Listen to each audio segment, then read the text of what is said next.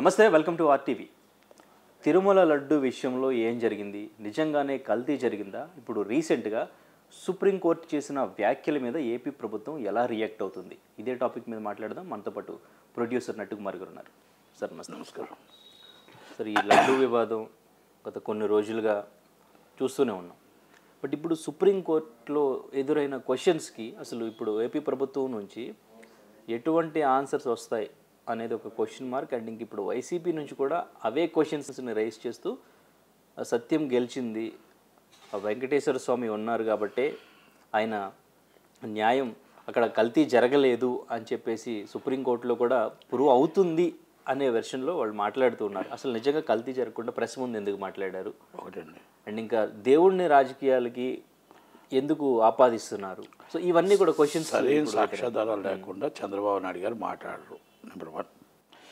చంద్రబాబు నాయుడు గారు మాట్లాడారంటే దాంట్లో నిజం ఉంటుంది. నెంబర్ 2.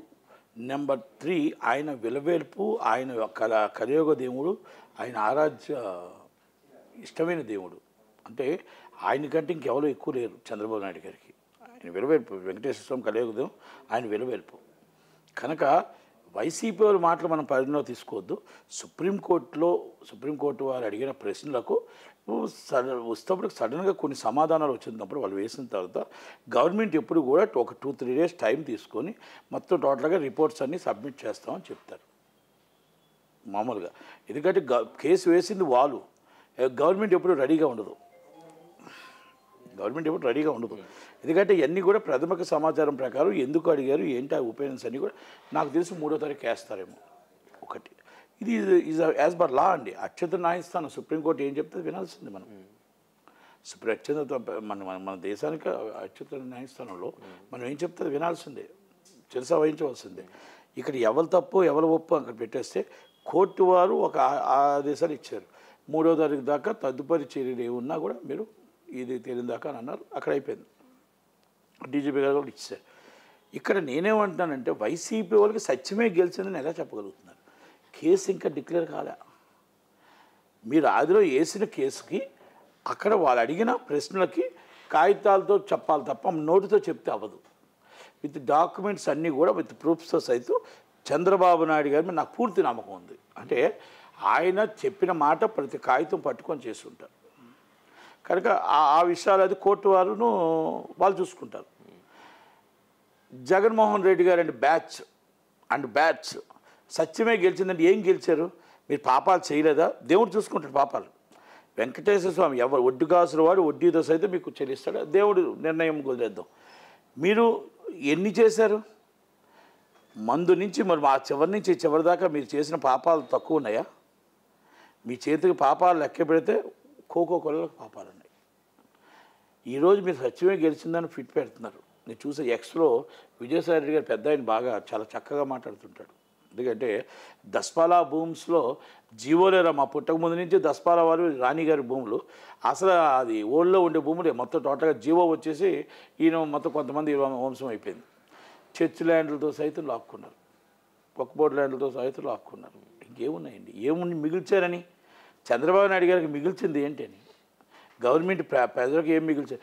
సర్వీరాయి మీద కూడా మీ ఫోటో వేసుకున్నారే, దానికి మళ్ళీ కొన్ని వందల కోట్లు అయింది. ఫోటో పాస్బుక్ మీద మీ ఫోటో వేసుకున్నారే. ఇంకా తాలిబొట్టు మీద పెట్టుకోలే, ఫోటో పెట్టలే. గెలిస్తే అది కూడా పెట్టించేవారు మీరు.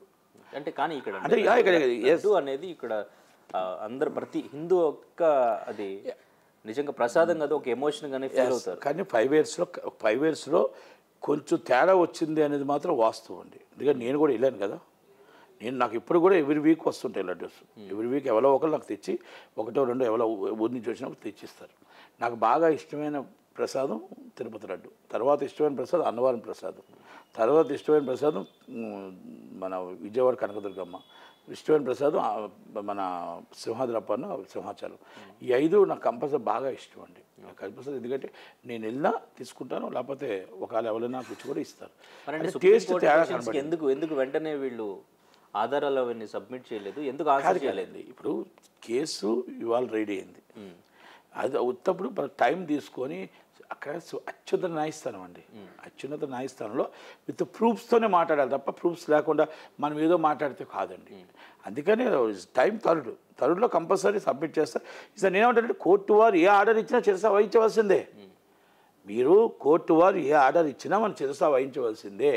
ఎంక్వైరీ చేయమంటారా, ఆపమంటారా, ఎంక్వైరీ మొత్తం టోటల్గా సిబిఐని చేయమంటారు అనేది అది కోర్టు వారి ఇష్టం, అత్యున్నత న్యాయస్థానం వాళ్ళ ఇష్టం.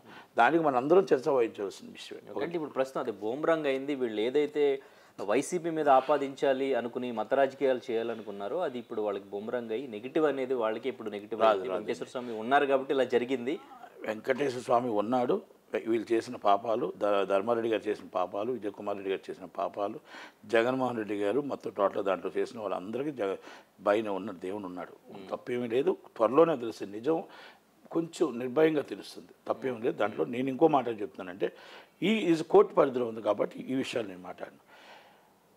పవన్ కళ్యాణ్ గారు కూడా, చంద్రబాబు నాయుడు గారు కూడా, మీరు ఒక అత్యున్నత ఆధ్యాత్మిక కేంద్రం, మన ప్రపంచానికి దేవుడైన వెంకటేశ్వర స్వామి మీద జరిగిన తప్పుని మనం, అది జరిగిన తప్పే, ఆ తప్పుని మనం చేసుకుంటూ వచ్చే హిందూ ధర్మాన్ని మనం కాపాడుకోవాలి.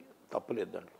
కానీ హిందూ ధర్మం, మనం సెక్యులర్ రాష్ట్రంలో ఉన్నాం, సెక్యులర్ దేశంలో ఉన్నాం. సెక్యులర్ దేశంలో Hindu or Muslim or Christian, సనాతన ధర్మం ఏం చెప్తుంది? ఎవరి దేవుడు వాళ్ళకి గొప్ప, ఎవరి పవిత్రత వాళ్ళకి గొప్ప.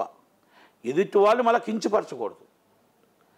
ఇప్పుడు లడ్డు తప్పు జరిగింది, అది జగన్మోహన్ రెడ్డి గారిని తిట్టండి, ధర్మారెడ్డి గారు నానండి, విజయ్ కుమార్ రెడ్డి గారు నానండి, లేకపోతే అక్కడ ఉన్న వాళ్ళు అనండి, బొమ్మన కరుణాకర్ రెడ్డి గారు, వైవి సుబ్బారెడ్డి గారు అనండి. క్రిస్టియన్స్ ఏం చేశారు? చాలామంది ట్రోలింగ్స్, మీరు వాళ్ళ మీద ఎందుకు కేసు పెట్టట్లేదు? నేను ఒక్కసారి మీరు ఆ దృష్టికి తీసుకొస్తున్నా, పవన్ కళ్యాణ్ గారి దృష్టికి. ఎందుకంటే ఇవన్నీ కూడా ఇప్పుడు అలాగే ముస్లిమ్స్, హిందూ స్థలాలు, ముస్లిం స్థలాలు కూడా కాజేస్తారు వైసీపీ వాళ్ళు. అయితే నేను ఇక్కడ ఏమంటానంటే తప్పు చేయలేదు వైసీపీ వాళ్ళు అంటే సత్యం గెలడం కాదండి. అక్కడ కోర్టు వారు ఇచ్చిన ఆర్డర్ పక్కన పెడితే ఇస్తారు. కోర్టు వారు ఆర్డర్, ఏ ఆర్డర్ వస్తే ఆర్డర్ చిరస వహించాల్సిందే. ఏమండి మొత్తం స్మగ్లింగ్ అది కాదండి, గంధపు చెక్కలు స్మగ్లింగ్ కోసం అడవి కొట్టి వన్యప్రాణులు రోడ్డు మీదకి వదిలేరు కదా. ఆ నాటకదారులు రోడ్డు మీదకి వన్యప్రాణులు వచ్చింది నిజమా కాదా? వన్యప్రాణులు వచ్చాయా కాదా నాకు చెప్పండి. ఆ అడవి మీరు కొట్టారా లేదా నాకు చెప్పండి. ఆ స్మగ్లింగ్ చేయించారా లేదా చెప్పండి. అలాగే మీరు వాటికి బదులు మళ్ళీ ఇంకో స్కామ్ చేశారా లేదా చెప్పండి. కర్రకు 300 రూపాయలు తీసుకొని తెచ్చిస్తే కర్ర 300 ఇస్తారు. ఏమంటే అన్ని కిలోమీటర్లు పైకి వెళ్ళి మళ్ళీ ఆ కర్ర కూడా తెచ్చి రెట్టిస్తారు ఎవరన్నా? ఇది స్కామ్ కాదా? ఇది స్కీమ్ కాదా? 300 రూపాయల టికెట్ని అమ్మారా లేదా బయట బ్లాక్లో? మీరు చెప్పండి. మీ చర్చికి వచ్చిన వాళ్ళు ఎవరైనా ఉంటే నేను ప్రూఫ్స్తో సైతం నేను చూపిస్తా కదండి. బట్ అది కాదు, ఇవన్నీ నేను ఎందుకు చెప్తానంటే ఇది ఆధ్యాత్మికంగా తిరుపతిలో జరిగిన అన్యాయాలు. అంటే సత్యమే గెలిచింది అని అంటున్నారు కాబట్టి నేను ఆ అన్యాయాలను చెప్తున్నాను, ఏదో చెప్తున్నాను. మనం ఈరోజు ఎంత స్మూత్గా వెళ్తుందండి. ప్రతి ప్రజలు దేవుని దర్శించుకోవడానికి చక్కగా చేసుకుంటున్నారు. మొన్నటిదాకా ధర్మ దర్శన టోకెన్ కూడా అమ్ముకున్నారు, విఐపి దర్శనాలు కూడా అమ్మారు, మీరు మొత్తం కళ్యాణ దర్శనాలు కూడా అమ్మారు. అంటే ఈ విషయాన్ని అంటే ప్రధానంగా ప్రెస్ మీట్ పెట్టి మాట్లాడడం, హిందువులంతా బయటికి రావాలి మాట్లాడాలి అనడం, వేరే మతం అయితే ఇలానే ఉంటారా అని చెప్పి ఇలా వ్యాఖ్యలు చేయడం అనేది కరెక్ట్ కాదనేది చాలామంది. 100% అది కొంచెం మనోభావాలు దెబ్బతిన్నాయి అందరికీ. ఇప్పుడు ఎందుకంటే మీకు Hindu or Muslim or Christian అన్ని కులాలు అన్ని మతాలు మీకు ఓటేసి 124 సీట్లు మీకు గెలిపిస్తే మీరు వచ్చి ఒక్కరిని అంటే తక్కువ వాళ్ళందరినీ కించపరిచేట్టు మాట్లాడేటట్టు అనిపించింది అనేది సోషల్ మీడియాలోనే అందరూ చాలామంది మనోభావాలు దెబ్బతిని నాకు కూడా చాలామంది మెసేజ్ పెట్టారు. నేను అదే అంటున్నా, ఇప్పుడు అదే క్రిస్టియన్ మతంలో జరిగితే ఆ మొత్తం టోటల్గా అన్ని స్థలాలు సిబిఎన్సీ స్థలాలు కాజేస్తారు జగన్మోహన్ రెడ్డి గారు. మరి దాని మీద ఎందుకు సీరియస్గా తీసుకోలేదు? ఒక్క బోర్డు ల్యాండ్లు తీసేసుకున్నారు ముస్లిమ్స్వి, మరి దాని మీద ఎందుకు సీరియస్గా తీసుకోలేదు? కొన్ని చర్చలు పగలగొట్టారు, ఆ పవిత్రత అక్కడ దెబ్బతిన్నది, వాళ్ళు దాని మీద ఎందుకు సీరియస్గా తీసుకోలేదు? కొన్ని ముస్లిమ్స్ ఏరియాలో మసీదు ఇబ్బంది పెట్టారు, దాని మీద ఎందుకు చర్య తీసుకోలేదు? కనుక అది చాలామంది అది ఈ ప్రశ్న లేవనెత్తింది. ఇది చంద్రబాబు నాయుడు గారు, లోకేష్ గారు, పవన్ కళ్యాణ్ గారు చెప్పాలా. ఎందుకంటే బీజేపీ ఊచులో పవన్ కళ్యాణ్ గారు పడుతున్నారు. నా పవన్ కళ్యాణ్ గారు నేనేమంటానంటే మీకు అందరూ అభిమానులు ఉన్నారు, కులమత భేదాలు లేకుండా Hindu or Muslim or Christian అందరూ మీకు అభిమానులే. మీకు ఇష్టమైన దేవుడు, మీకు ఇష్టమైన మీరు హిందుత్వంలో తప్పులేదు, కానీ అవి కూడా మనం చేసుకోవాలి. కొంతమంది అతి విశ్వాసంతో జగన్మోహన్ రెడ్డి క్రిస్టియన్ అవ్వచ్చు, తప్పు ఆయన చేయొచ్చు, దేవుడు చేయలే, యేసుప్రభు చేయలే, అల్లా చేయలే, వెంకటేశ్వరం చేయలే, మనుషులు చేశారు. ఆ మనుషులు పట్టుకోండి, అరెస్ట్ చేయండి, మనుషులు పట్టుకొని మీరు తిట్టండి. దేవుళ్ళు ఏం చేస్తారు? కొంతమంది అత్యుత్సాహంతో ఈ ఓవర్ లోపల వెళ్తున్నాయనేది మాత్రం చెప్పండి. అంటే మత రాజకీయం జరిగిందంటారు ఇక్కడ? అంటే ప్రయత్నం జరిగిందా? మత రాజకీయం ప్రయత్నం జరగలేదు, అది జరగట్లేదు. అయితే ఏంటంటే ఇది కొంతమంది తెలియక చేసినవి అన్ని.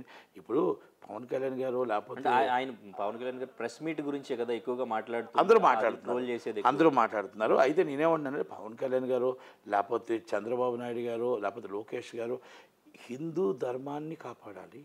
మనం సనాతన ధర్మాన్ని మనం కాపాడుకుంటూ Hindu or Muslim or Christian ఈజ్ బాయ్ అందరం అన్నదమ్ములుగానే ఉన్నాం, అన్నదమ్ములుగానే కలిసి ఉంటాం, అన్నదమ్ములుగానే మెలిసి ఉంటాం. ఎవరి దేవుడి పవిత్రత వాళ్ళకు ఉంటుంది, ఎవరి దేవుడు గొప్పవాడు వాళ్ళకు ఉంటారు. కనుక దయచేసి ఎవరిని మనం కించపరచకూడదు, మాట్లాడకూడదు. కనుక మనం ఇక్కడ మీరు పవన్ కళ్యాణ్ గారు మాట్లాడినా కూడా ఇటుకాసి ఆ కిందన ఎవరైతే ఉంటున్నారో కొంతమంది ఈ ట్రోలింగ్స్ అనేది ఇస్ రాంగ్. ఓకే, అది నేను అంతా ఖండించాలి. అంటే మొన్న ఈవెన్ కార్తీక్ గారు మాట్లాడిన తర్వాత ఆ ఇష్యూ క్లోజ్ అయిపోయింది. సో బట్ అప్పుడు ఆయన సీరియస్ అవ్వడం కానివ్వండి, ఈవెన్ ప్రకాష్ రాజ్ గారు ఇప్పటికీ కూడా రీసెంట్ ఇప్పుడు చేసిన పంగనామాలు ఎక్కువ అని ఇప్పుడు రీసెంట్ ఆరు రోజులకి నేను వెళ్ళాలండి వాళ్ళిద్దరికి ఇంటర్నల్ మొత్తం ఏదో ఉన్నాయి జరుగుతున్నాయి, ఏదో ఉన్నాయి ఇంకా జరుగుతూనే ఉన్నాయి. కానీ నేను ఒకటి ఏమంటానంటే ప్రకాష్ రాజ్ గారు ఫస్ట్ ఫీట్ మాత్రం ఆయన ఏమన్నారంటే ఇది దేశవ్యాప్తంగా ఇది ఒక దేవుణ్ణి మనం బయటికి లాగినట్టు ఉంటుంది కాబట్టి ఆయన భావన నాకు అర్థమైనట్టు చెప్తాను. కనుక దయచేసి మనం ఎవరు తప్పు చేశారో వాళ్ళ మీద కేసు పెట్టండి. ఇది మొత్తం